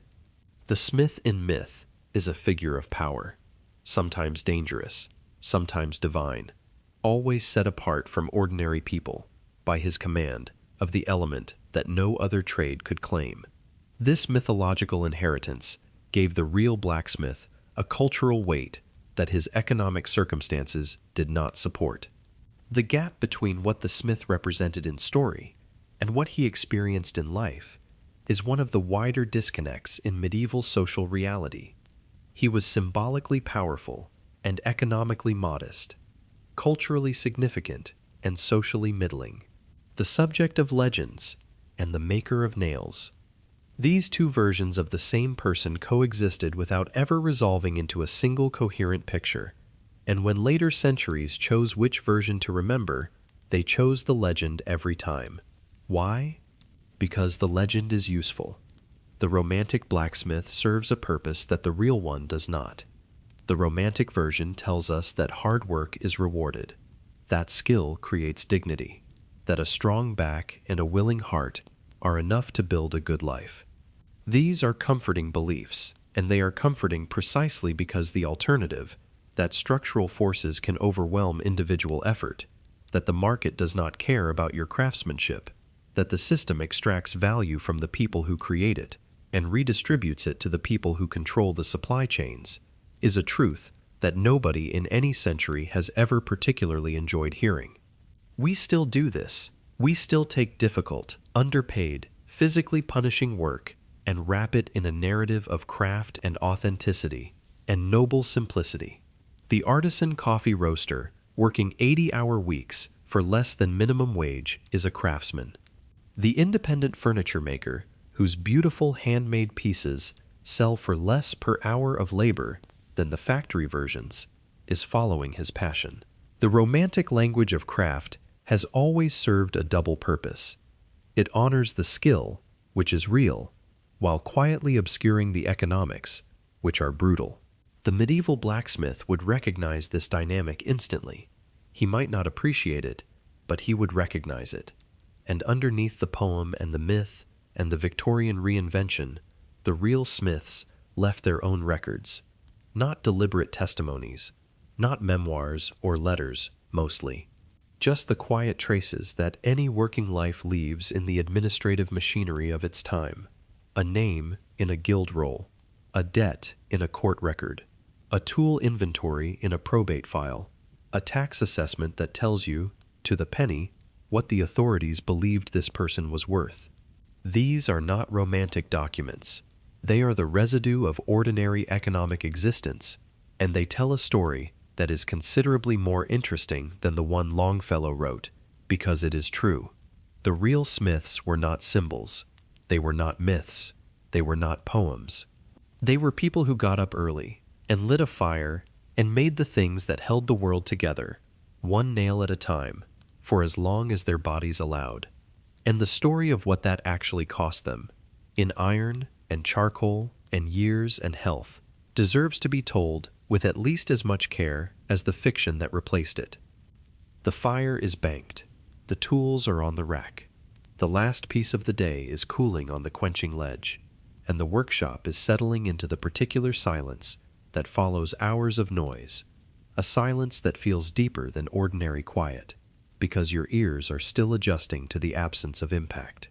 The apprentice has gone, the charcoal dust is settling, and you, for the first time since dawn, are not holding anything in your hands. This is the part of the day that nobody writes poems about, the part between the work and the sleep. The evening hours when the smith stops being a smith and becomes, briefly, just a person living in a town, with neighbors and opinions, and a thirst that the afternoon's heat has been building since midday. You wash. Not thoroughly, because thorough washing requires effort and heated water, and you have had enough of both heat and effort for one day. But you wash your hands and your face and your forearms, scrubbing at the charcoal dust and the fine black grime of iron scale that settles into the creases of your skin like ink. The water turns gray almost immediately. Your hands, even after washing, retain a permanent darkening in the lines and around the nails that no amount of scrubbing fully removes. It is the mark of the trade, as identifiable as a farmer's tan or a scribe's ink-stained fingers, and after enough years, you stop trying to remove it entirely. It is simply the color your hands are now. The evening meal is whatever the household provides, and what it provides depends on the season, the household's finances, and the skill of whoever is doing the cooking. For a smith's family that is managing its budget carefully, the staples are bread, pottage, cheese, and ale. Pottage is the reliable constant of medieval diet, a thick stew of whatever vegetables and grains are available, simmered for hours, seasoned with what herbs the garden or the market can supply. It is not glamorous food. It is not the kind of cooking anyone would describe as inspired, but it is hot and filling and calorie-dense, which is exactly what a body that has spent 10 hours swinging a hammer requires. The bread is coarse, heavy, dark. The cheese is local and utilitarian. The ale is the drink of default, safer than the water in most towns and cheaper than wine by a margin wide enough that wine does not enter the conversation. You eat, you drink. The ale takes the edge off the day in a way that is so ancient and so universal that it barely requires comment. The relationship between physical labor and the drink, at the end of it, is one of the oldest constants in human social life, and the medieval smith participates in it with the same weary gratitude as a construction worker reaching for a cold beer at 5:30 on a Friday. The drink is not celebration. It is decompression. A small, affordable, socially sanctioned pleasure that marks the boundary between the working day and whatever remains of the evening. If you drink at home, the evening is quiet. Conversation with your wife about the household, about the orders for tomorrow, about the apprentice's progress or lack of it, about the neighbor whose chimney is leaning again, about the price of flour at the market.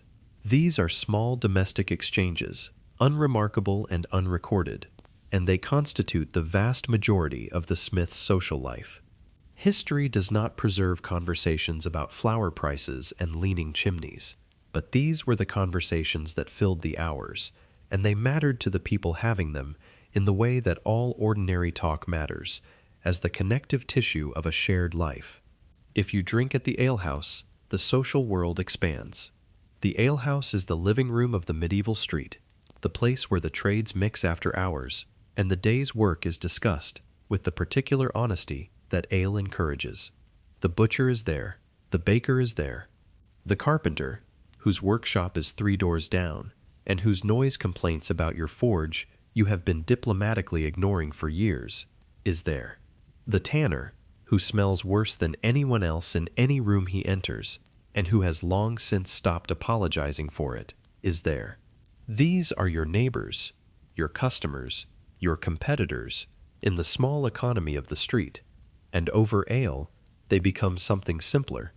Just men, at the end of a long day, talking about the things men at the end of long days have always talked about: the work, the weather, the prices, the complaints, the small, recurring dramas of a community where everyone knows everyone, and everyone has opinions about everyone.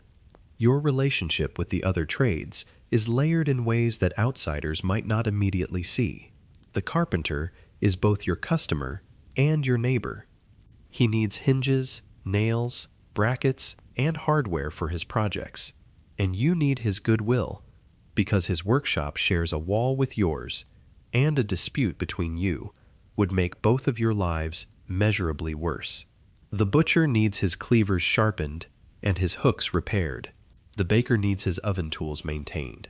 The farmer from the edge of town needs his plow fittings checked before the season turns. Each of these relationships is simultaneously personal and commercial, and the line between the two is not always clear. You give the carpenter a better price because he is a neighbor. The baker sends over bread when your wife is ill, because that is what neighbors do. The tanner, despite the smell, is the person who supplied the leather for your bellows and your apron, and you are the person who made the iron fittings for his tanning vats. You are all connected in a web of mutual dependency that functions partly on commerce and partly on the simpler human mathematics of proximity and reciprocity. The church is the other anchor of your social week. On Sundays and on the many feast days that punctuate the medieval calendar, the forge is silent, and you are expected in the parish church. This is not optional in any meaningful sense. Church attendance is a social obligation, a spiritual requirement, and a practical necessity for maintaining your standing in a community where absence is noticed and interpreted. You sit in a pew or stand in the nave with the other tradesmen of your street, and the service washes over you in Latin that you may or may not understand, depending on your education, and in ritual that you understand completely because you have been watching it since childhood. The church is also where the guild makes its presence felt beyond the workshop. Many guilds maintain a chapel or an altar within the parish church dedicated to their patron saint, and guild members are expected to contribute to its upkeep. This means candles, vestments, occasional repairs, and the cost of the annual feast day celebration honoring the patron. For smiths, the patron is often Saint Eligius, also known as Saint Eloi, a 7th century metalworker and bishop whose legend includes miraculous feats of craftsmanship and whose image appears in guild halls and church windows across medieval Europe.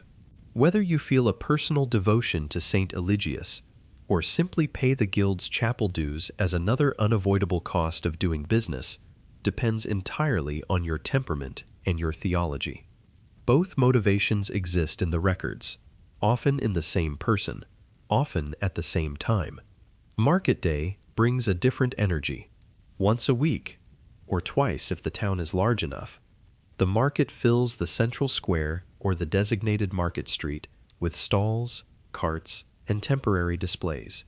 You may have a stall of your own, selling finished goods directly to customers rather than waiting for them to come to the workshop. Your wife may manage the stall while you stay at the forge, or you may close the forge for the day and work the market yourself. The market is where you see the full economy of your town laid out in physical form. The cloth merchants with their bolts of wool and linen, the grocers with their spices and dried goods, the potters with their earthenware, the tanners, downwind as always, with their leather, the farmers with their seasonal produce, and you with your nails and your horseshoes and your hinges, occupying your small corner of this weekly display of what a medieval town actually produces and consumes. Market day is also where you encounter the traveling merchants, the people who connect your small town to the wider world of trade. They bring goods from other regions, other countries sometimes, and they carry news and prices and gossip from places you will never visit. The iron merchant who supplies your stock may appear on market day, and the conversation about next month's prices happens informally, over a stall, with the noise of the market providing cover for the quiet negotiation that determines how much your raw material will cost for the next several weeks. These conversations are not recorded.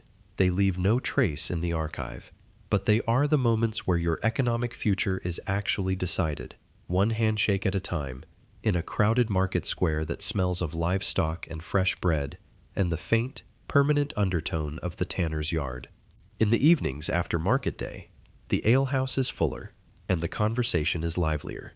There is money moving through the town, fresh transactions, and fresh grievances, and fresh gossip about who paid what for what, and whether the cloth merchant's new stock is really as fine as he claims. You sit with your ale, and you listen, and you contribute your own observations, and you participate in the slow, ongoing, collective assessment of how the town is doing that constitutes medieval economic analysis at the street level. Nobody calls it economics. Nobody frames it in analytical terms. But the conversation about whether the price of grain is fair this season, and whether the new tanner's leather is any good, and whether the carpenter's son is really as skilled as the carpenter claims is, at its core, a community processing its own economic data in real time, one pint of ale at a time. These are the hours that the economic analysis misses. The hours when you are not a production unit, or a margin calculation, or a node in a supply chain, but simply a man sitting in a room with people he knows, eating food his wife prepared, drinking ale that someone local brewed, talking about things that matter to him in the small, immediate human sense. The struggle was real. The thin margins were real. The burned hands, and the aching shoulders, and the price of charcoal were all real. But so was this: the meal at the end of the day, the drink with the neighbors, the slow conversation about nothing in particular that fills the space between work and sleep with something that feels, for a few hours at least, like a life being lived rather than a living being earned. The fire is out, the workshop is dark.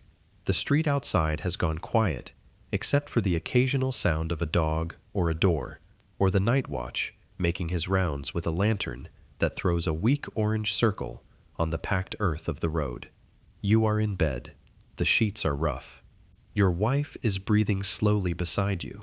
Your hands, still warm from the day's work, still carrying the faint ghost of the hammer's weight, rest on the blanket. Tomorrow, the fire starts again, but that is tomorrow. The year turns, and the forge turns with it. The work does not change in its essentials. Iron is still iron. The hammer still falls. The fire still burns. But the body that does the work lives inside a world that shifts with the seasons, and the rhythm of that world shapes your days in ways that the workshop alone cannot explain.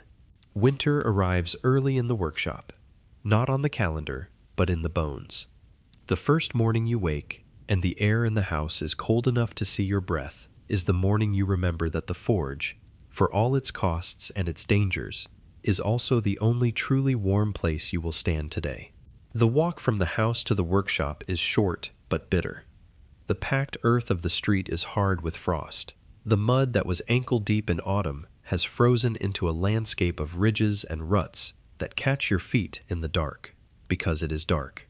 Winter mornings start before the sun does, and the forge needs lighting before the first customer arrives, which means you are crossing the yard in the gray half-light with your shoulders hunched and your fingers already stiff. The forge, when you light it, becomes a small sun in a cold world. The heat radiates outward from the hearth in waves that you can feel on your skin from the moment the coals catch, and for the first hour of the working day, that heat is a gift. Your hands thaw, your shoulders loosen, the stiffness in your lower back, which has been tightening steadily since you stood up, eases as the warmth penetrates the heavy layer of clothing you wear in the cold months. The workshop, open on one or two sides for ventilation, offers no barrier to the winter air, and the temperature inside is a strange negotiation between the forge's radiant heat and the season's ambient cold. Stand close to the fire, and you are warm. Step back 3 feet, and the chill finds you instantly.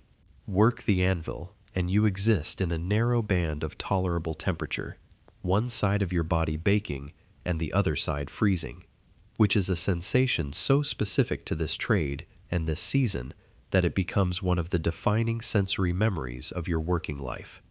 The iron behaves differently in cold weather. It cools faster once removed from the forge, which means your working window between heats is shorter. Where a summer heating might give you 60 seconds of workable time, a winter heating might give you 40. The metal under the hammer feels harder, more resistant, less willing to move. This is partly physics and partly perception, but the effect on your working day is real. More heating cycles per piece means more charcoal consumed, means more fuel cost on days when the fuel is already burning faster, because the forge is fighting the ambient temperature as well as heating the iron. Winter is the most expensive season to run a forge, and it is also the season when demand is often at its lowest.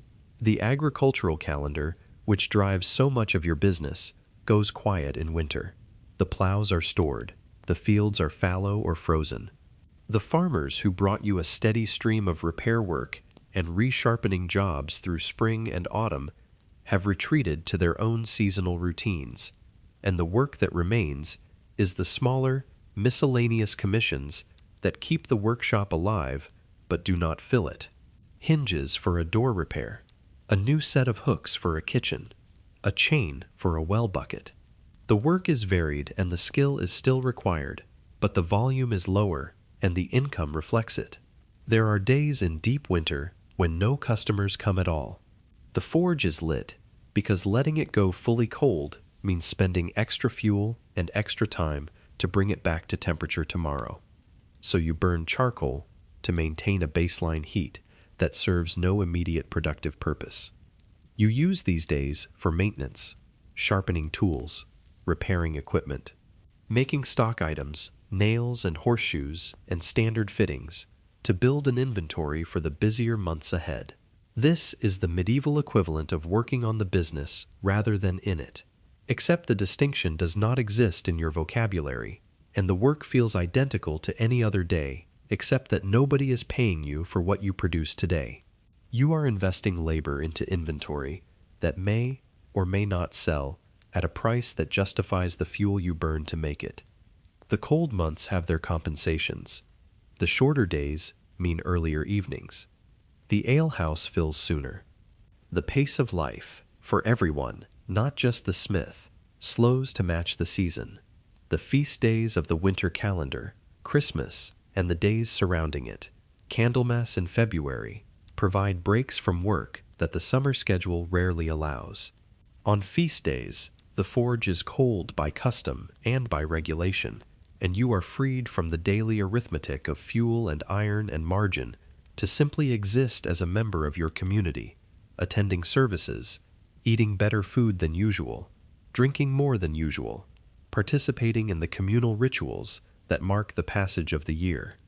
And then, gradually, the light changes, the days lengthen, the frost retreats, the mud returns, which is not an improvement in any aesthetic sense, but which signals the approaching season when the fields will need plowing, and the plows will need your attention. Spring arrives in the workshop as a surge of demand. The farmers appear with their plowshares, dulled and nicked from last season's use, needing resharpening or replacement. Coulters need straightening. Harrow tines need replacing.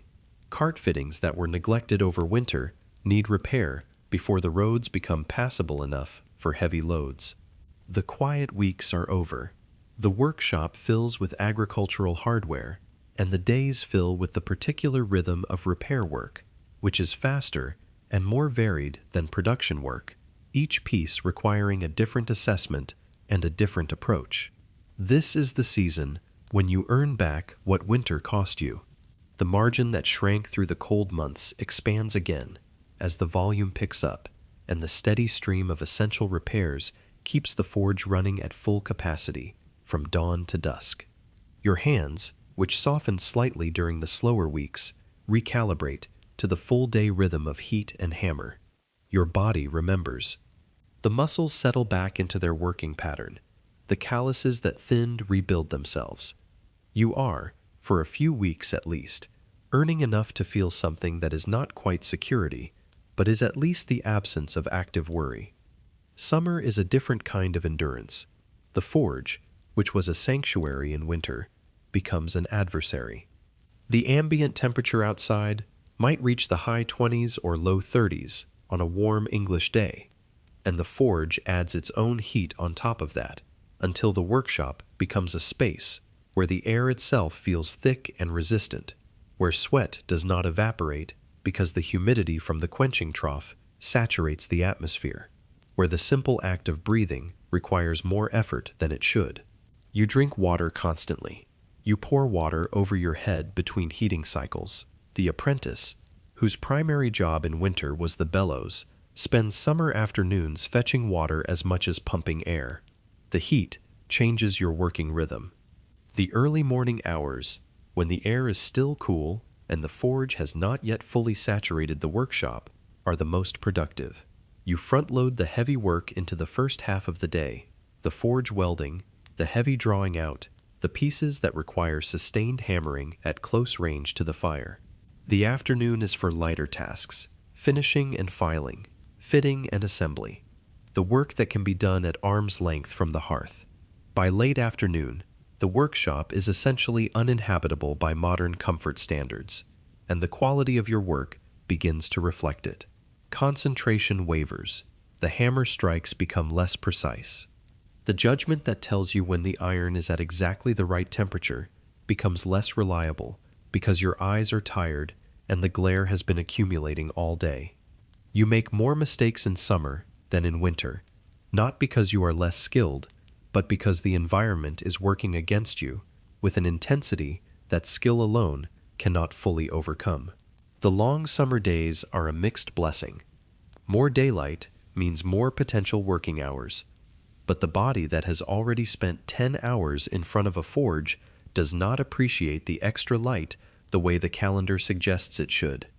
You could work until 9 in the evening on the longest days of June.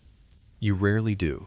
The body has its own clock, and by early evening, that clock is telling you, in the language of aching shoulders and gritty eyes, and a headache that sits behind your forehead like a warm stone, that the day is over, regardless of what the sun thinks. Autumn brings the second surge. The harvest is in or nearly in, and the farmers are back with another round of repairs, plus the preparation work for the quieter months ahead. Tools that survive the growing season need refurbishment. New stock is ordered for the coming year. There is a settling quality to autumn work, a sense of wrapping up and putting things in order that mirrors the agricultural cycle around you. The urgency of spring is absent. The endurance test of summer is over. The work comes at a steady, manageable pace, and the weather cooperates by cooling the workshop to a temperature that makes a full working day merely uncomfortable rather than punishing. The evenings grow longer again, but gently this time. The light fades earlier. The ale house fills sooner. The conversations shift toward winter preparations, and the quiet speculation about whether this year's harvest was good enough to sustain the town through the cold months. Your own calculations are similar, but different. You count your iron stock. You estimate your charcoal reserves. You calculate whether the autumn income was enough to carry the household through the lean weeks of December and January and February, when the customers thin out and the forge burns fuel without a corresponding flow of revenue. The year is a wheel, and the forge is its axle. Every season brings its own rhythm, its own demands, its own particular negotiation between what the work requires and what the body can sustain. The smith who has done this for 20 years feels the calendar in his joints as much as he reads it on the church wall. His shoulders know when spring is coming, because the repair work is about to double. His lungs know when summer is here, because the air in the workshop has thickened to a texture that makes every breath a conscious decision. His back knows when winter has arrived, because the cold stiffens everything that the forge has not yet warmed. He is an instrument tuned to the seasons, and the seasons play him without mercy and without rest. The holy days are the rests between the notes. Christmas, Easter, Whitsun, the feast days of local saints, of guild patrons, of the Virgin. On these days, the forge is cold by right and by custom, and the silence in the workshop is a different quality of silence than the exhausted quiet of a winter evening. It is permitted silence, sanctioned rest. The smith sits in the church and lets the Latin wash over him, and feels, in his shoulders and his hands and the deep ache behind his knees, the particular relief of a body that has been given official permission to stop. These rhythms are not unique to the smith. The farmer has his own seasonal wheel. The carpenter, the baker, the tanner, each one rises and falls with the turning year in their own particular way.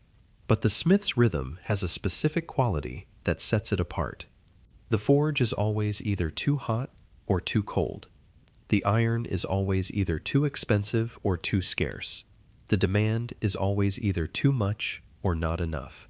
There is no season of perfect equilibrium, no month where the work and the weather and the costs and the income all align into a comfortable balance. The closest thing to balance is autumn, when the temperature is tolerable and the work is steady, and the harvest income has put a little money in your customers' pockets. But even autumn carries the knowledge that winter is coming, and winter is expensive, and the charcoal will not buy itself. This is what a year feels like from inside the workshop. Not a narrative with a beginning and an end. Not a story with rising action and resolution. Just a cycle, repeating.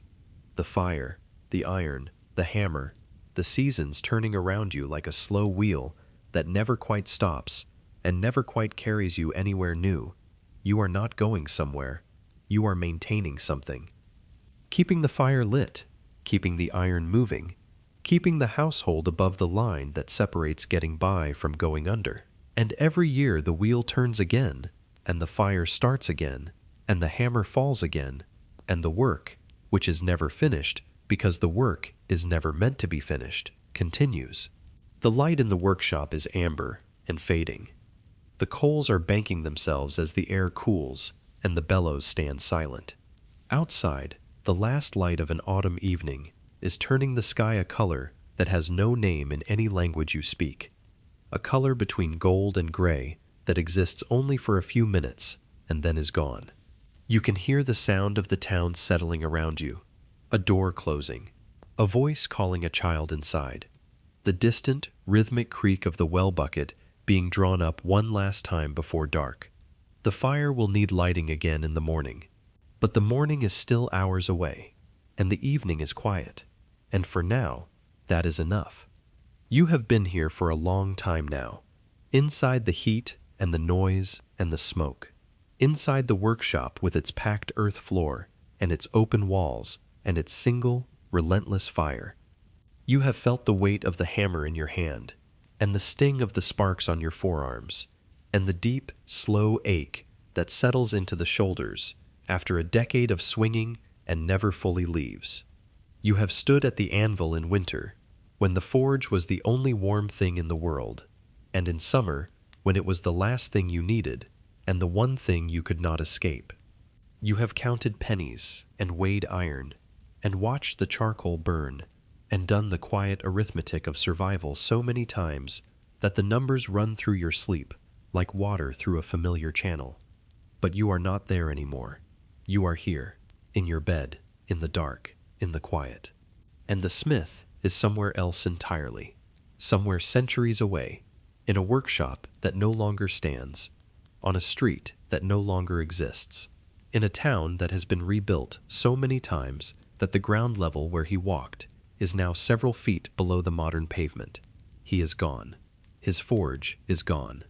His anvil, that astonishingly expensive piece of iron that represented months of his income and anchored every working day of his professional life, has either rusted into nothing or sits behind glass in a museum where visitors glance at it without any real understanding of what it cost or what it meant. What remains of him is scattered thinly across the archive, a name in a guild roll written by a clerk who was recording membership dues and not composing a biography, a debt in a court record, a few shillings owed to an iron merchant, preserved not because anyone thought the smith's financial struggles were worth remembering, but because the legal system required documentation, and documentation, once created, has a stubborn habit of surviving. A probate inventory listing his tools and his stock and the modest contents of his household, valued to the last penny for the benefit of his creditors or his heirs. A document that was never meant to be read as a portrait of a human life, and yet becomes one anyway, if you look at it long enough. These are the traces. A name, a debt, a list of hammers, and from these fragments, if you sit with them patiently, a person begins to emerge. Not the Longfellow poem, not the mythological smith god with his divine forge and his magical weapons, not the Victorian symbol of noble, honest labor standing in the golden light of a chestnut tree. Just a person, a man, usually, though sometimes a woman, standing in a hot, loud, dirty workshop, making the objects that the world around him required, for prices that the world around him was willing to pay, which were not always the same thing. He was not simple, the popular image of the medieval craftsman as a humble, uncomplicated soul, content with his lot, grateful for his work, innocent of the economic forces that shaped his life, is a fantasy as thorough as the sword-forging myth. He understood his margins. He knew what iron cost, and what charcoal cost, and what the guild took, and what the landlord took, and what remained after everyone else had been paid. He knew which customers paid promptly, and which ones did not. He knew which iron merchants could be trusted, and which ones sold inconsistent stock at consistent prices. He was, in every practical sense, A small business owner navigating a market with limited information, limited leverage, and limited options.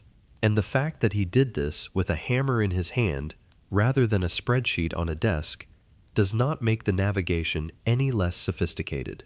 He was not noble in the way the poems suggest. Nobility implies a choice, a willing sacrifice, an acceptance of hardship in service of some higher principle. The smith did not choose hardship. He chose a trade, or had a trade chosen for him, and the hardship was included in the package without being advertised on the label. He endured the heat and the noise and the thin margins and the slow destruction of his own body, not because he had made peace with suffering, but because the alternative was worse. The forge was hard, the fields were harder. The options were limited, and within those limits he built something that functioned. A business, a household, a daily routine that kept food on the table and the roof intact and the children clothed. This is not nobility, it is persistence. And persistence, while less poetic, is considerably more honest, and considerably more common, and considerably more worthy of respect. He was skilled. This bears saying plainly, because the economic analysis that has occupied so much of tonight can obscure something that deserves to be stated without qualification. The ability to take a bar of raw iron, heat it to exactly the right temperature by reading the color of the glow, and shape it under a hammer into an object that is strong and functional and precisely the dimensions required, is a genuinely difficult skill that takes years to develop and a lifetime to refine. The smith who could forge weld 2 pieces of iron into a seamless joint, who could draw out a bar to an exact thickness by feel, who could punch a clean hole through a horseshoe without cracking the surrounding metal, possessed a knowledge that lived in his hands and his eyes and his sense of timing in a way that no written instruction could fully capture. The knowledge was embodied. It existed in the muscles and the reflexes and the accumulated judgment of thousands of hours of practice. And when the smith died, that specific knowledge died with him, replaced only imperfectly by the next generation of hands learning the same lessons on the same anvil. He was funny, probably. The records do not preserve humor well. Court rolls and probate inventories and guild accounts are not designed to capture the dry observation muttered between hammer strikes or the joke told over ale at the end of a long day.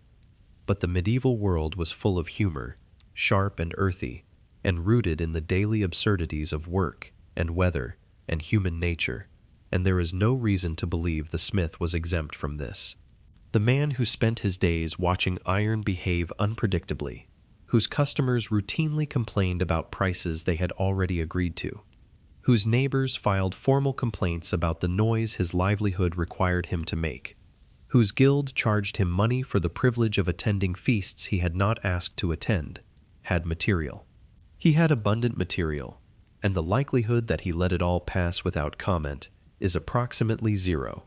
He loved people, not in the abstract, sentimental way that the poems imply, but in the specific, complicated, daily way that people love the other people in their lives. He loved his wife, who managed the books and sold the horseshoes and kept the household running on a margin that would make a modern accountant nervous. He loved his children, who were loud and underfoot and occasionally useful at the bellows, and who represented both his greatest expense and his only real hedge against a future he could not fund any other way. He loved his friends at the alehouse, the carpenter and the butcher, and the tanner who smelled terrible, in the easy, uncomplicated way that people love the people they drink with regularly. He had grudges too, and petty irritations, and neighbors he did not particularly like, and customers he quietly despised. He was, in the full and contradictory sense, a human being living a human life, and the fact that he lived it 700 years ago in a smoky workshop does not make it any less real or any less worthy of being held gently in the mind. He worried. This is perhaps the most universal thing about him, and the thing that connects him most directly to the person lying in bed right now, listening to this. He worried about money. He worried about the price of iron next month, and whether the charcoal supply would hold through winter, and whether the customer who owed him for 6 horseshoes was ever actually going to pay. He worried about his children, and whether they would find their way in a world that offered limited options and no guarantees. He worried about his body, and the ache in his shoulder that was getting worse, and the cough that appeared every autumn and lingered a little longer each year. He lay in bed at night, in a room not so different in its darkness and its quiet from the one you are lying in now, and he turned these worries over in his mind, the way you turn yours, not solving them, just holding them, letting them rotate slowly in the dark until sleep finally came and took them away for a few hours. The worries came back in the morning. They always do, but so did he. He got up, he crossed the yard, he lit the fire, he picked up the hammer, and he started again. Not because he had resolved anything, not because the arithmetic had improved overnight, not because the iron was cheaper or the charcoal was more plentiful, or the guild had suddenly decided to lower its dues. He started again because that is what people do. They get up, they go to work, they do the thing that needs doing, not because it is easy or noble or guaranteed to lead anywhere in particular, but because the alternative is to not do it, and not doing it is worse. This is the real legacy of the medieval blacksmith. Not the sword, not the poem, not the myth of the noble craftsman standing in firelight with his honest sweat and his contented heart. The real legacy is simpler and more durable than any of that. It is the legacy of a person who did difficult, unglamorous, physically destructive, economically marginal work every day for years, because the work needed doing, and he was the one who knew how to do it. He made the nails that held the doors together. He made the hinges that let them swing. He made the horseshoes that kept the horses shod, and the plow fittings that kept the fields turning, and the chains and hooks and brackets and bands that held together the entire creaking, leaking, improvised infrastructure of the medieval world. None of it was beautiful. All of it was necessary.